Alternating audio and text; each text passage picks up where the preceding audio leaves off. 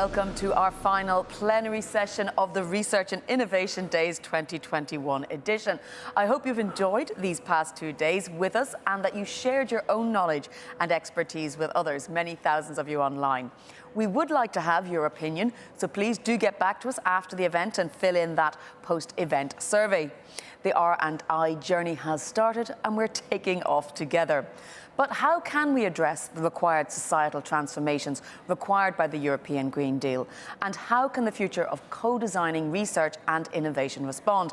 To discuss these issues and more, Commissioner Gabriel and 5 EU citizens will delve into the conversation over the next hour. So don't go away. Commissioner, perhaps you can start off by explaining why citizen engagement is so important to you. Thank you very much, Jennifer. Indeed, that's one of the most important questions, and I'm really very pleased to be here together with you. Well, scientific-based solutions are a means of improving the quality of our lives, our communities, and our environment. I liked very much a word togetherness used yesterday in the context of how to move towards Horizon Europe missions. And this togetherness translates into the involvement of our citizens in the design and implementation of complex issues such as climate change, safer and cleaner cities, and affordable healthcare adapted to individual needs. This is of key importance. Citizens-led solutions have higher societal acceptance and are therefore more effective. Take, for instance, the challenges of tackling food waste, the switch to alternative transport modes, or the deployment of e-government services. This is why the success of the European Green Deal will depend on how well it is rooted locally with the support and involvement of problem owners and knowledge owners. The results of the recent European Green Deal call for proposals was impressive, with 72 proposals retained for funding, involving almost 1,800 participants and requesting a European contribution of nearly 1 billion euros. We managed to reach beyond the research community only, with 38% of the successful proposals coming from the private sector. And I was delighted to see that the topics on empowering citizens for the transition to a climate-neutral and sustainable Europe attracted a lot of interest and excellent proposals. This is a very important signal for us, as it reaffirms the need to support R&I activities in this area. Allow me to give you 3 other examples of how we try to engage people in the European R&I agenda. First, the active participation of people as designers, users, consumers, and stakeholders is a key element of our European missions. Just for the cities mission, we had 12 citizen engagement events to collect proposals in different 7 European countries. Participants proposed that cities participating under the mission should be encouraged to set aside a budget for citizen-led activities, an idea that we gladly took on board. Second example is the new European Bauhaus initiative. The initiative wants to connect the European Green Deal to our living spaces and calls on all Europeans to imagine and build a sustainable and inclusive future. As you know, we launched the design phase of the initiative in January in a co-creation and bottom-up spirit. It will run until the end of this month and is a unique way for citizens to contribute with ideas and examples. As one element of the design phase, we launched the first edition of the new European Bauhaus prizes to reward inspiring examples that illustrate how beautiful, sustainable, inclusive places already exist in our territories. We received over 2,000 contributions, including 700 for the Rising Star Strand, for concepts or ideas by young talents aged 30 or less. Thirdly, under the first Horizon Europe work program, we'll launch an action to test innovative solutions on demand. We'll do so by providing a platform for matching citizens' needs with existing and new research and innovation results to provide solutions. And this platform will engage citizens and local communities in co-creating solutions that respond to their needs. We expect to test around 100 innovative new solutions in partnership with cities and local communities, research business and civil society. And we'll share good practices and lessons learned so these solutions can be accessible across Europe. So I look forward to learn more about the ideas and actions you have discussed ahead of the R&I Days. And thank you very much for giving me again the opportunity to share some thoughts with you and, yes, to listen. Thank you. Thank you very much. And before we do start those discussions, we're going to watch a brief video on the Citizens Dialogue that was recorded during the citizen engagement for New European Bauhaus.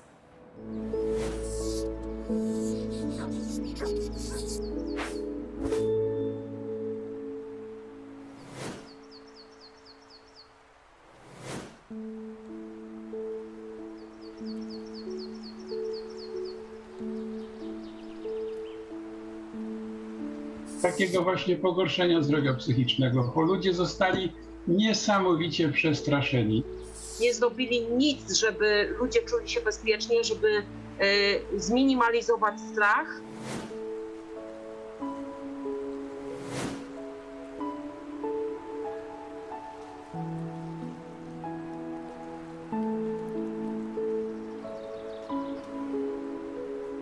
Mi się podobało przed COVID-em, mi się wszystko podobało przed COVID-em, to co nam COVID zabrał. Спокойствието, което имахме, когато бяхме с повече хора. Басейни, хотели, семейни почивки.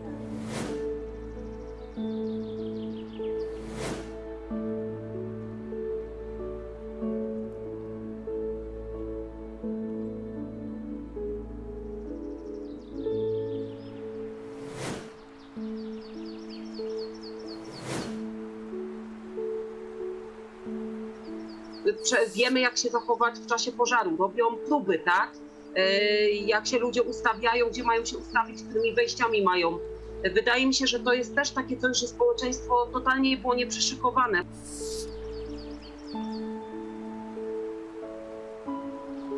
Ja siis ka digitaliseeruvas maailmas inimeste vaimse tervise eest läbi looduse hoolt kanda. Człowiek, który się tam znajduje, powinien się czuć, że ktoś na niego czeka i chce mu pomóc, żeby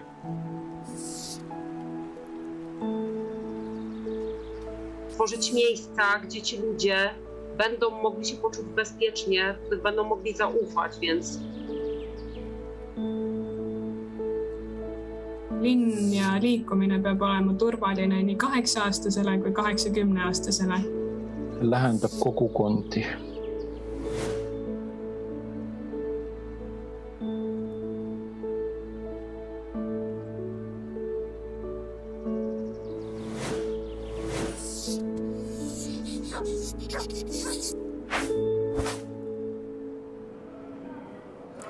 Well, I hope you've taken away something from that video. It was certainly inspiring.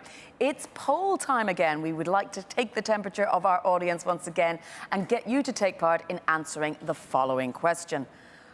How do you want to get involved in planning the change of the place where you live to make it beautiful, sustainable and inclusive?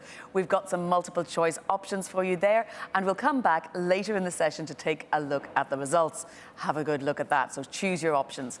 I would now like to welcome and briefly introduce the European citizens sitting on the panel for today's discussion. We have Izabela Wojciechowski, a pedagogist from Poland, working with children, mum of 2 teenagers and loving dogs. Andreas Kras comes from Estonia, and he is an art historian professor at Tallinn University, but he is also a globe traveller and a journalist and is an expert of different cultures and cities and their lifestyles. Nikolai Petrov comes from Vrasta in Bulgaria, but he studies communication management in Milan, loves travelling and has been to 35 countries already. So I would like to start with a question to you, Izabela. What are your ideas for the beautiful, sustainable, inclusive future that we all want? We have two proposals for us. Outdoor entertainment for smart groups of citizens, such as open-air summer theaters to extend mental health and well-beings.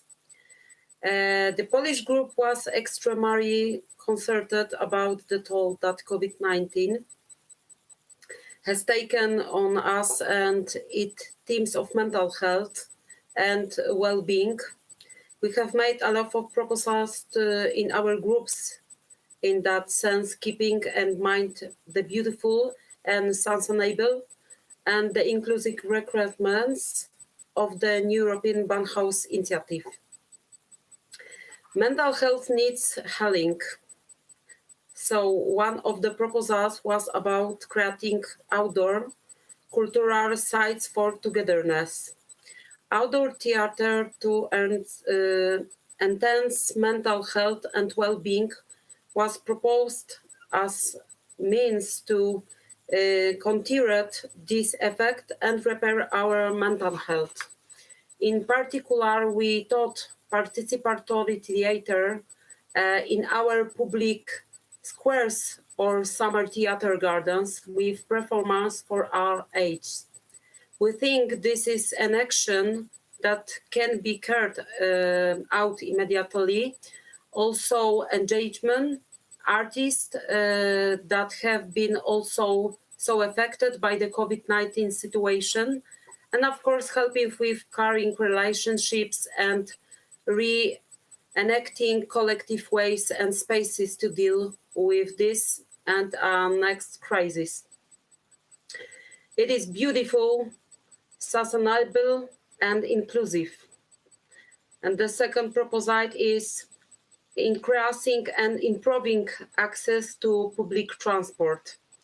A second proposal has been about remaking public transport station in big cities and between big cities and the outskirts. The group notes that the COVID-19 actually has showed that another type of mobility is possible.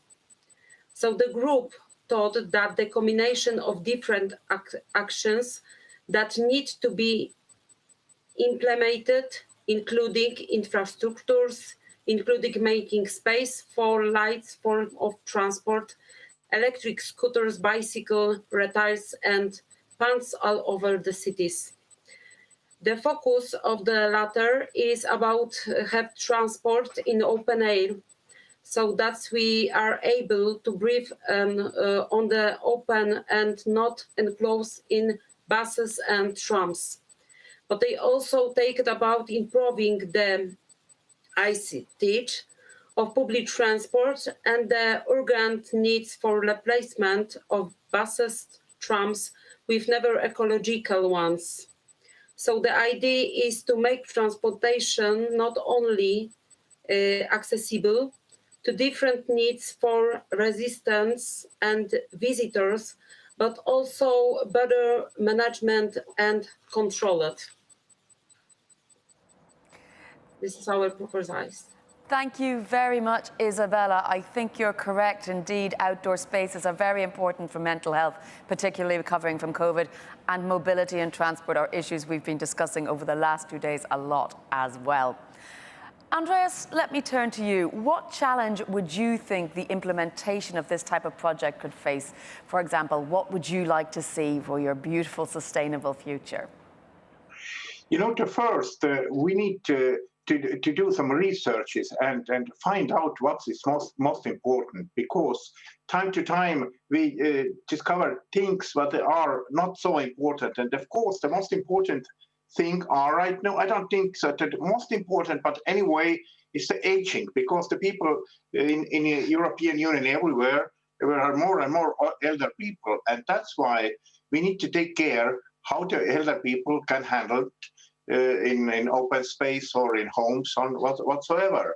And that's why the city and open space, city space, must support elder people. And of course, not only elder, maybe it's one important thing is we can't divide people. They are elder, they are younger, but we must create city space that way at the elder ones and younger ones, they all have some activities together. And that's why, of course, we need more and more green space in the city and also open space, because it's open space, I mean, that's where we can have some activities, some games, in some barbecue areas, whatever, parks, and of course cultural concert arenas and things like this. And that's why it's important to cut a little bit transportation, and especially in city centers, we don't need so many cars in the city, and of course it keeps the air cleaner. And one more thing, but it is important. That means that elder people must have access to any place. That means with a wheelchair or walking, doesn't matter. But anyway, we need to create space that way. It's more comfortable to live in there. And of course, very, very, very important is community work. That means the people that's living in this community, they can decide by themselves their needs and provide to the city government or to the state what's important, what is not. And of course, in my mind, is if we're living in the city, that means we need to use more and more public transportation, bikes, whatsoever, but not so many cars. And of course, in city spaces, what is very, very important, especially for us, because we're living in Estonia, is the Nordic country. Summer is very, very, very, very, very wide, but winter time we have so long dark periods. That means the lighting. The lighting is very important in the city, and of course it's supposed to be balanced, because if we don't need too much lights, but we need the important spaces that must be lighting up, and that's one thing, but it's very important. Thank you, Andreas. I think you identified there the importance of getting locals involved in it, because they know what they need in their area, because it's not one size fits all. Nikolai, what about you? Tell me, what is your vision for the future that you imagine? So, good evening to everyone. Здравейте, госпожо Gabriel, за мен е чест да представя България днес. So, our first proposal I will talk about is the so-called Occupy with Schools. So, what we mean by this is that in Bulgaria we have a very huge problem with places in the kindergartens, especially in the capital of Bulgaria, Sofia.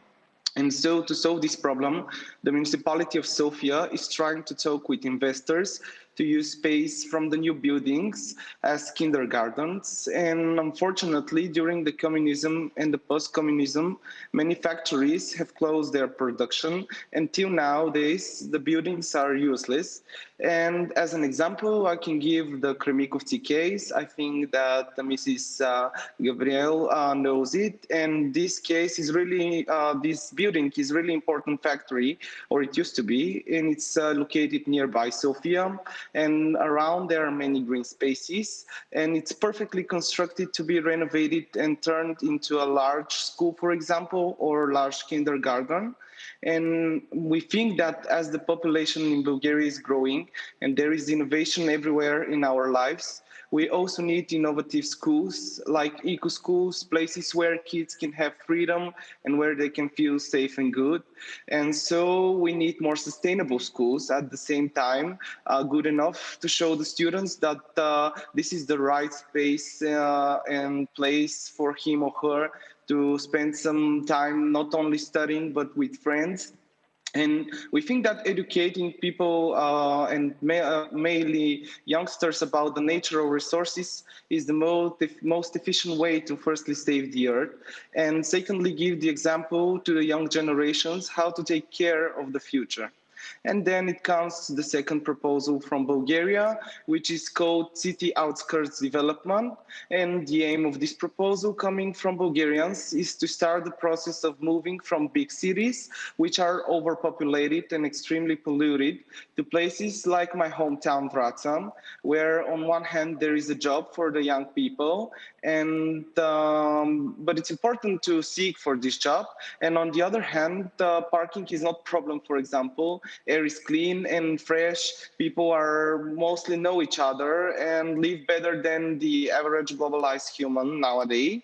And we want to integrate different communities, as the Roma one, to process of the modernization and educate them in order to receive higher education and better salary.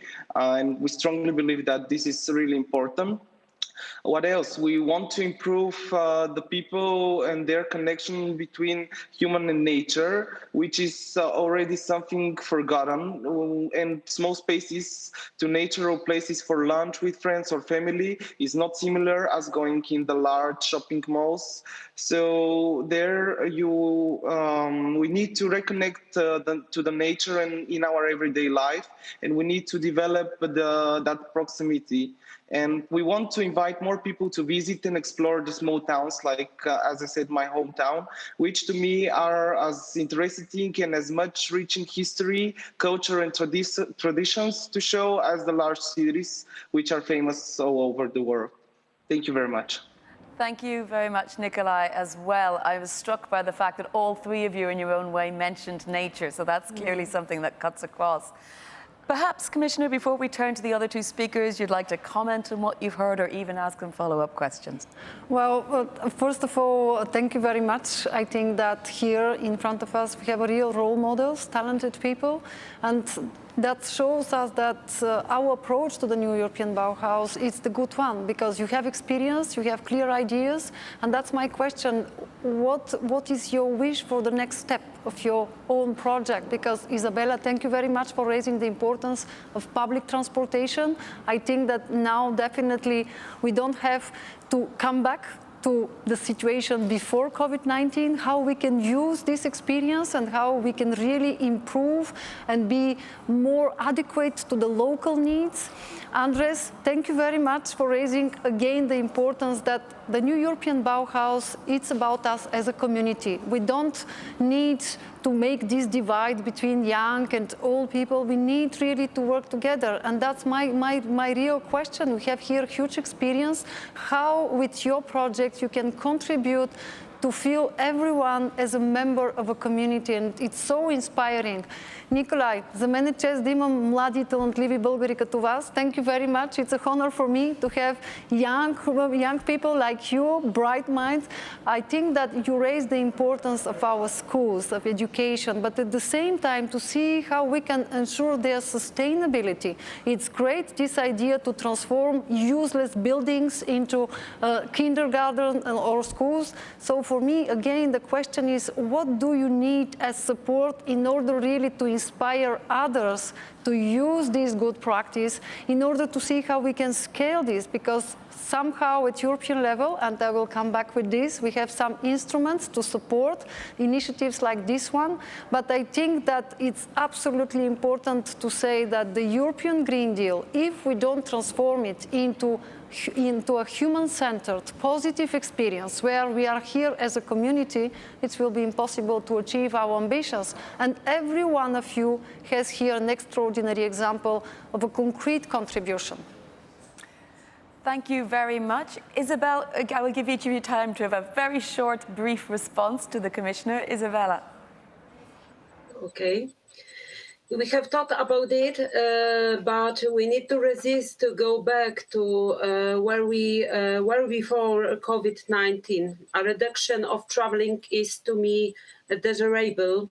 The crazy commuting we were doing before COVID-19 was also taking a toll on our mental health.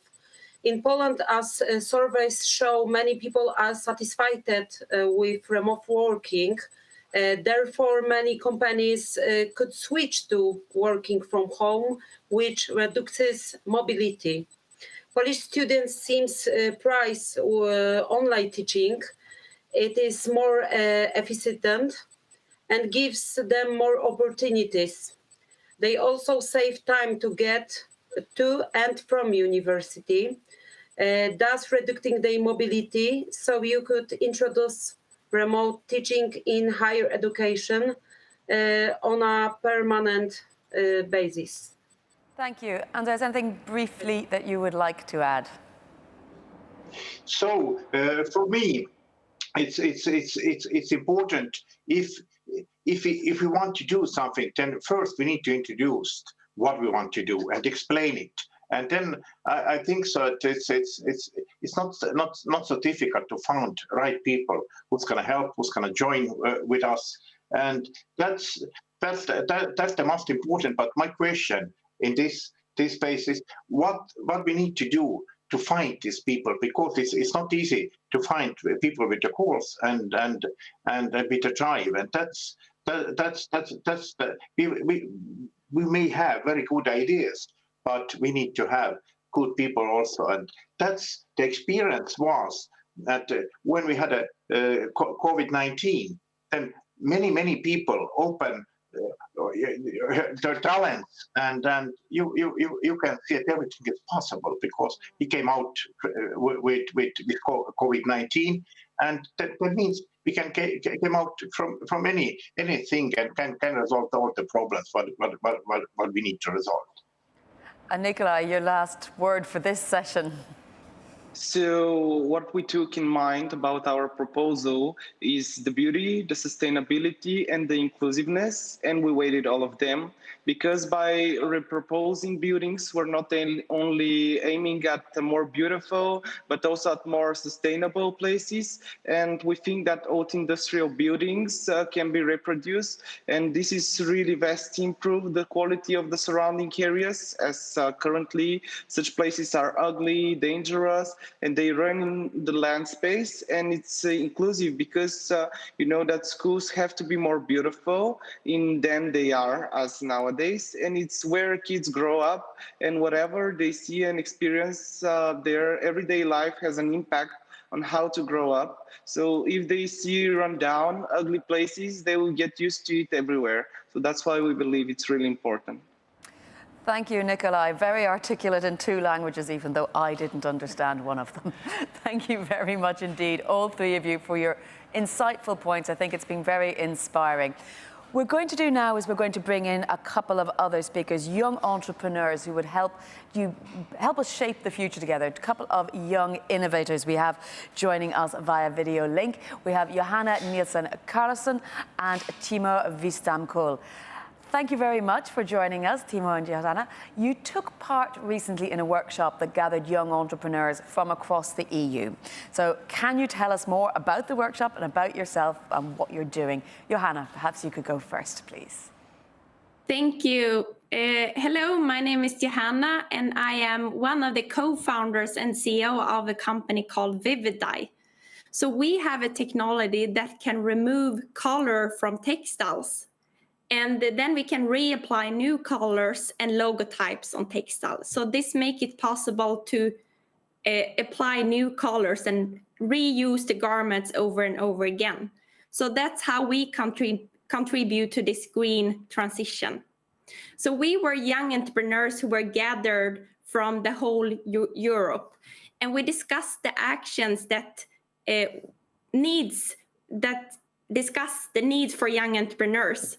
So the workshop was organized by the European Commission and the European University Association.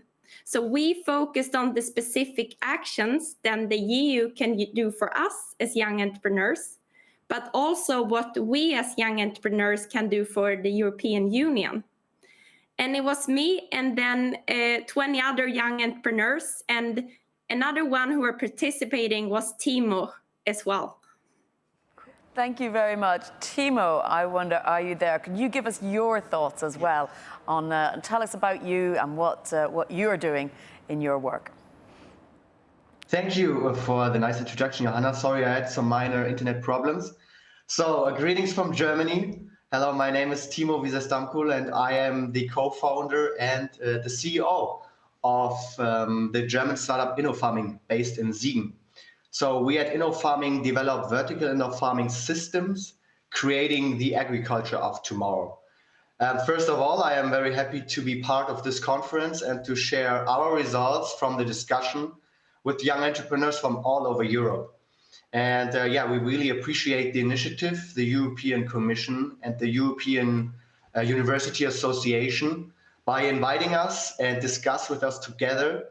And hopefully the outcomes of this discussion can make an impact on policy making in the future.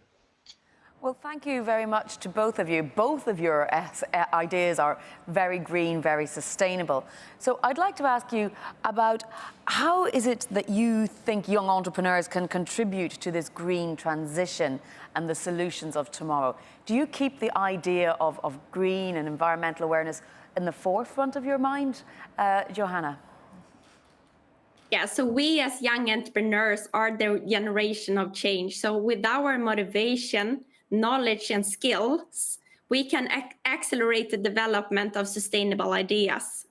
But from the workshops, we also gathered that it's important that we are role models and that we inspire others to work with innovation that helps the green transition. And we can do so by mentoring, we could do workshops, we could be visible, and that could hopefully inspire others to work with innovation as we do. But we also gather the information that it's important that we show our visions and actions, both the successful ones, but also the failures we do. And that could help others along their startup journeys.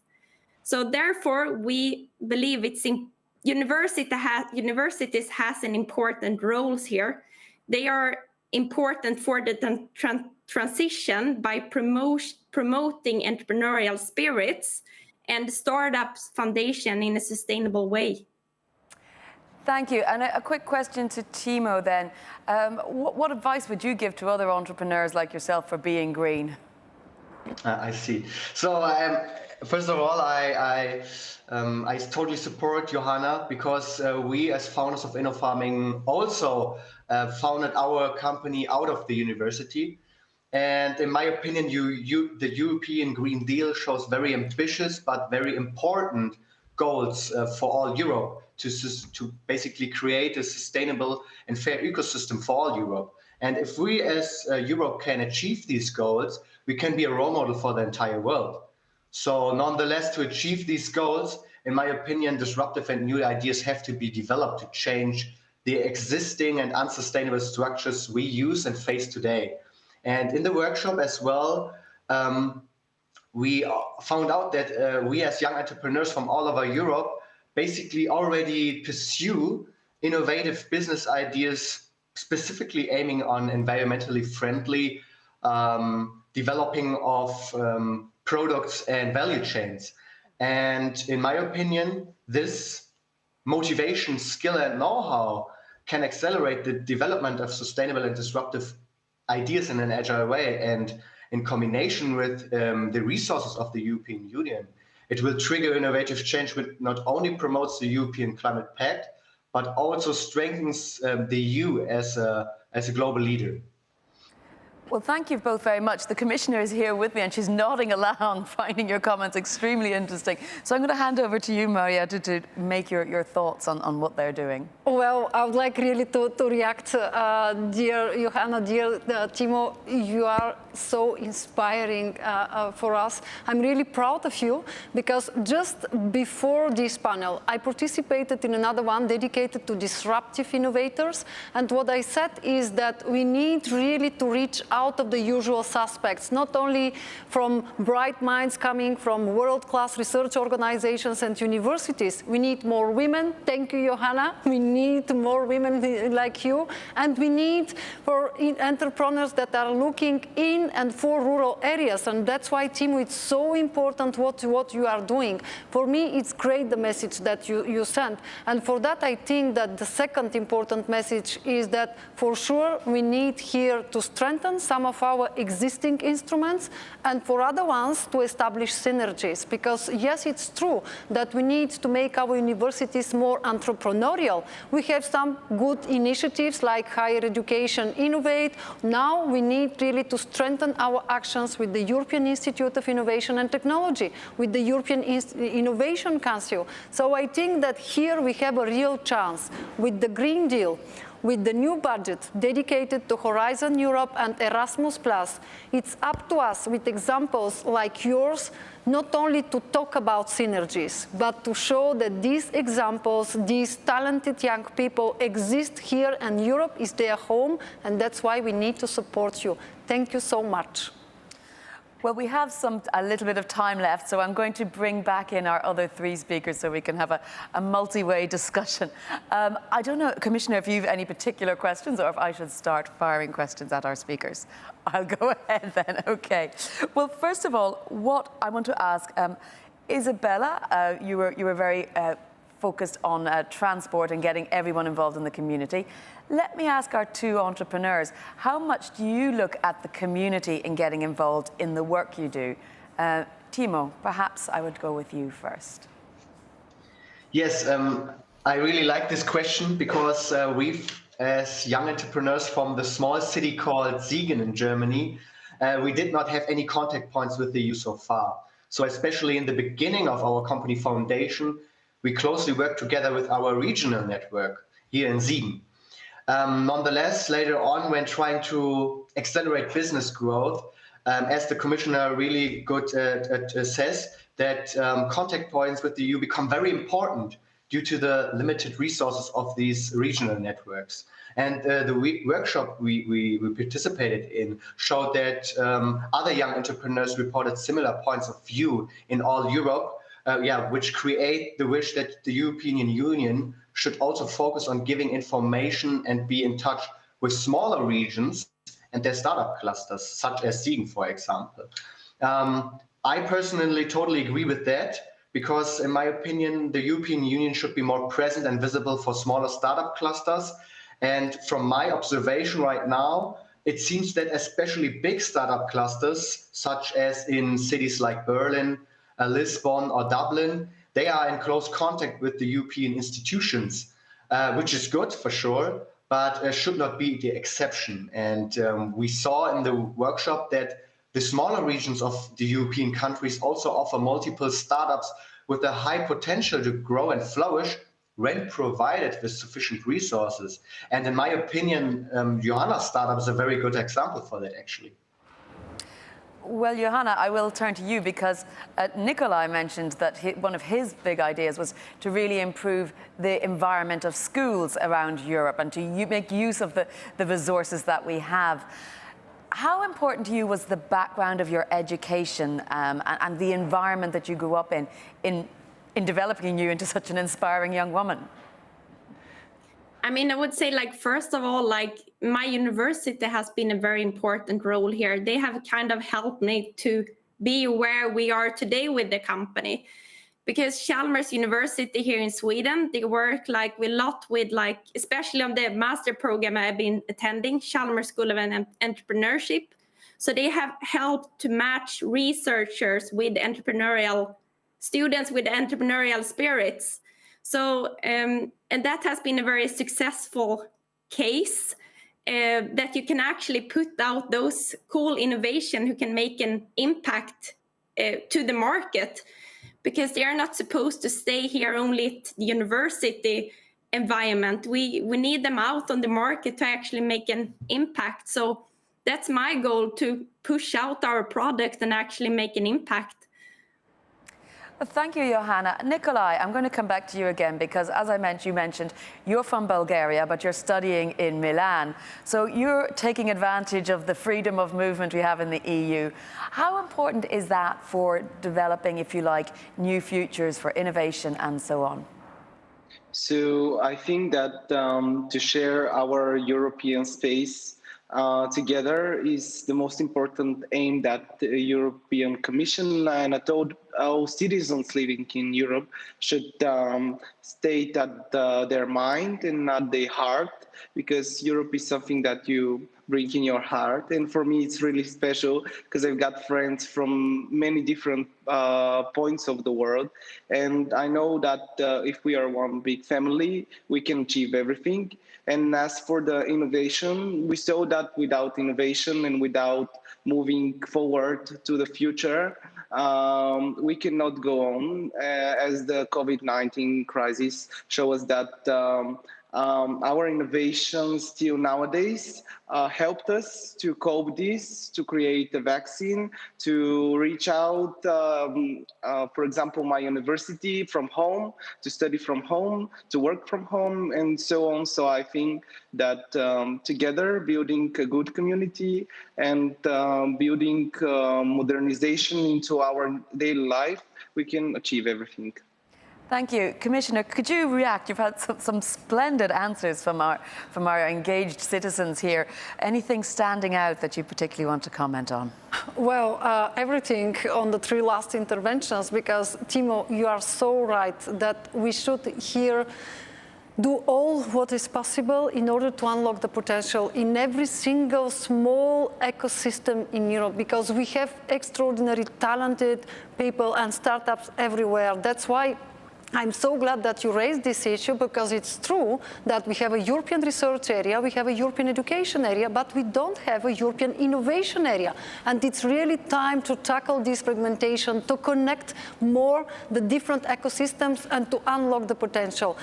You raised one important question. It's about the cooperation with our regions. I'm really very glad that here, for the first time last year in November, we announced officially our joint action plan with the Committee of the Regions, and we decided that for the next 2 years we would like really to have concrete actions. And I think that now the next step, it will be to pay a lot of attention in the recovery and resilience facility plans. What are the different measures that our member states already proposed, how to identify where we have a critical mass of investments, good proposals, good reforms, and how we can use them in order to help our startups really to grow in Europe. And I'm here that I can count here on you in this journey, but I think that definitely we have here talents, we have ideas, we have already existing good practices. It's time to scale up them at European level, and you are really the example that we not only have to do it, we can do it. Thank you. Anders, let me come to you, because as an art historian, I suppose you must have some knowledge of the drawing on the past as we build towards the future. So we've got this new European Bauhaus project underway. How important do you think things like that are? It is very important, because the city and the life in the city and everything changed very, very fast and all the time. And that's why I, as art historian, actually I'm a little bit more even architectural historian. And what I think that is the buildings are very important too, to support people. I mean, that means the buildings must have facilities to help people. That doesn't need to be elder people. Maybe some companies are in there, but they all must be as one system in the city, and that's why I mean it's supposed to be harmonic, and that's what I see it. And of course, this Bauhaus helps to find new ideas. Here I heard many great ideas, and that's we can learn to each other and have more experiences. What is very, very important. Thank you, Anders. I want to have a quick look now at this poll that we've been running. We've been asking the audience to engage with us on Slido and tell us how they want to get involved in planning the change of the place where they live. I can see the results that most people said they will try to engage locally to influence local planning, more than 50%. Nearly 20% will also use the Confront of Europe platform as a way to engage with people, and over 10% are already involved. So I think those are quite heartening results. Before I let our speakers go, I'm going to give one round of questions to each of you. The question is, you all before now got involved with the European Union's citizen engagement. The question is, did you get a lot out of it? Would you do it again? And what would you encourage your friends? Would you say to them to do it as well? Nikolai, I will start with you.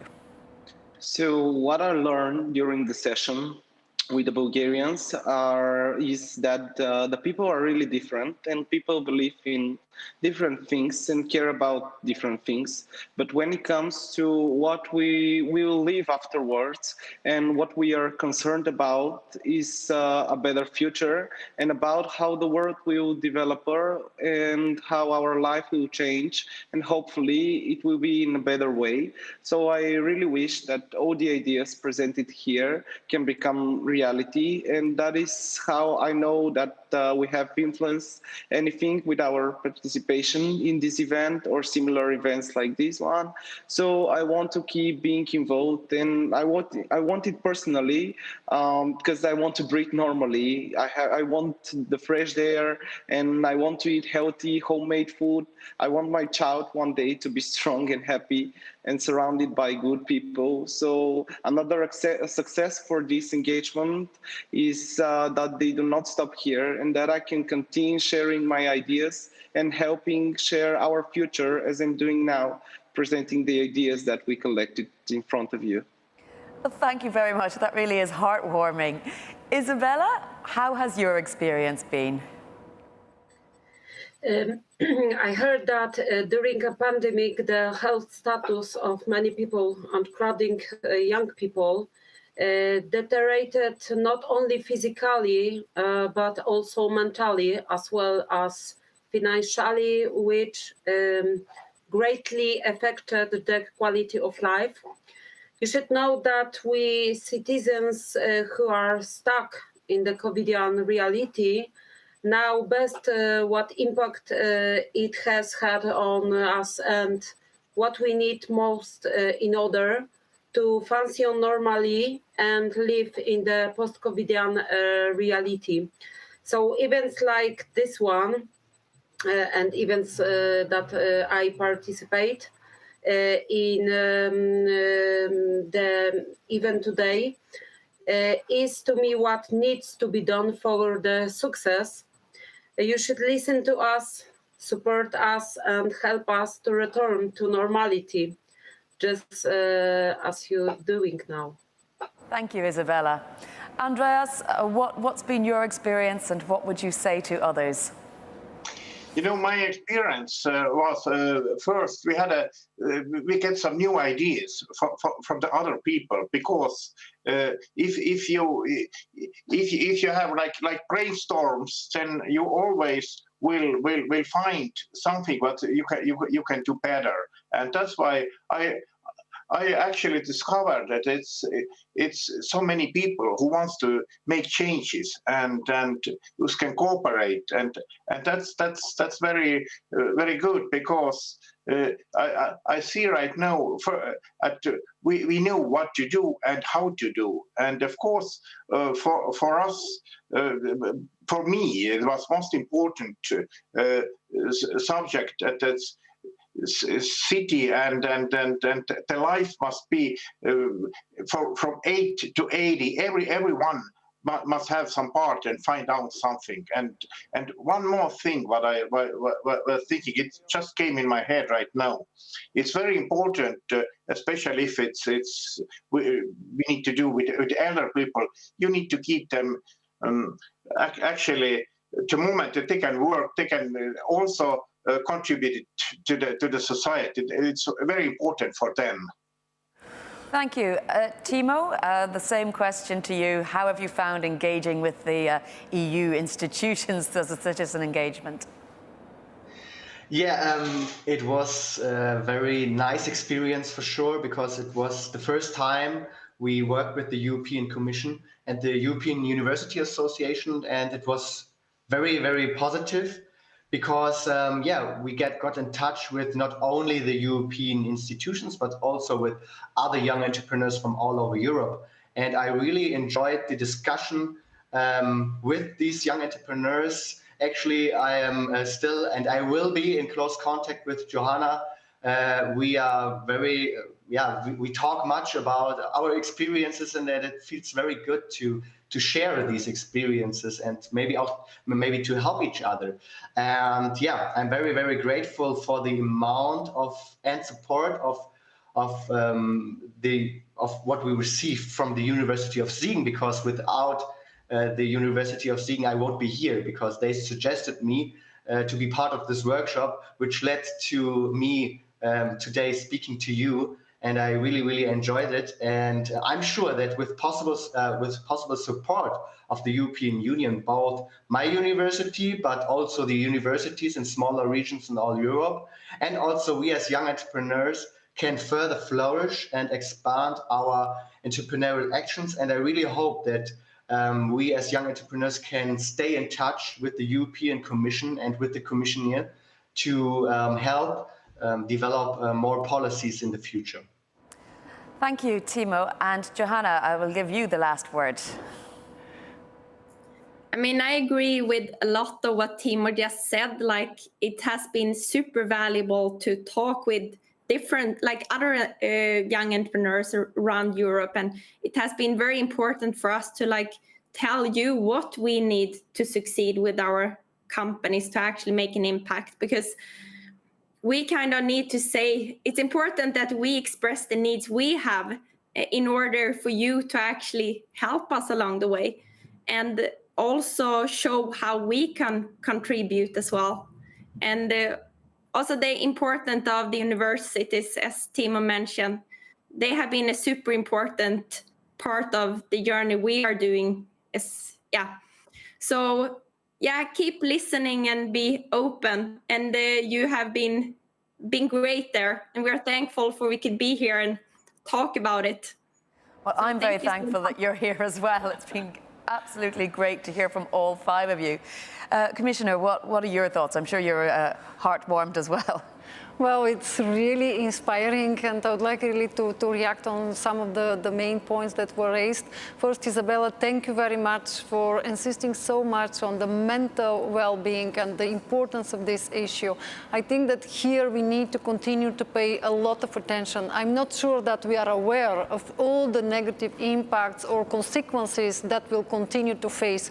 That's why from my side, what is important listening to you is really to preserve an ecosystem approach. Maybe that sounds a little bit strange, but what that means for me is that we need really to pay attention to every single part in the surrounding, because for mental well-being, yes, we need researchers because we need to know what's happened, but we need to work closely with health professionals. We need to pay attention what's happened, Nikolai, with our children. We need to pay attention to our elderly people, how with our innovators we can tackle this issue and how we can innovate in order to propose concrete benefits for our citizens. And that's why, Andres, thank you very much for raising again the importance for us as a society, where young and adults, we are together. And I think that here what is really important, that we have a chance. Now, for sure, we'll take on board your ideas in the new European Bauhaus. But the next step, and please continue to be active, it's our conference for the future of Europe with the online platform where we'll continue to discuss about this. And when we talk about elderly people, it's important that that's the same commissioner, Vice President Dubravka Šuica, who is responsible for us as aging society and for the Conference of the Future of Europe. So I'm sure that here we should continue to speak with one voice, young, with adults, innovators, with health professionals. We need here really to embrace the opportunities that we have if we stay together, if we work together. Johanna, I would like really to react on some of your ideas, because again, another importance of this ecosystem approach. For sure, we'll continue to support our universities to be more entrepreneurial, to give the necessary support to bright women like you. But of course, that after, we need now European tools to intervene for the next stage, where we need this support in order to create market, in order to grow, and in order to become a global champion that I firmly believe that you will be. And finally, final point, what I would like again here to say is that for me, definitely, this panel is a great illustration how we can really transform the beautiful words into tangible, beneficial for our citizens actions. That's only by working together, by being innovative, using the strengths that we have as diverse European society, and always promoting this common approach, being a community where this sense of belonging, of doing things together is one of the strongest ones. So I would like really to say thank you very much, because that was, maybe Jennifer, sorry, one of the best panels definitely for these R&I Days. I think so. I really come away feeling great. We saved the best to last, I have to say. So thank you very much to all 5 of you again for taking part. It's been really lovely talking to you. That's the last plenary session of today, and indeed the last plenary session of R&I Days. It's been a tremendous success. So before we go to the all-important wrap-up, I will remind you that, of course, you can go on the platform and express yourself there. There will also be the videos of the last few days that you can check out if you missed anything. Commissioner, would you like to make some closing words to finally close this plenary before we go to the last session? Just 2 words. Thank you. Count on our support, and yes, be bold there, because only together we can make a difference for us and for the next generation. Thank you.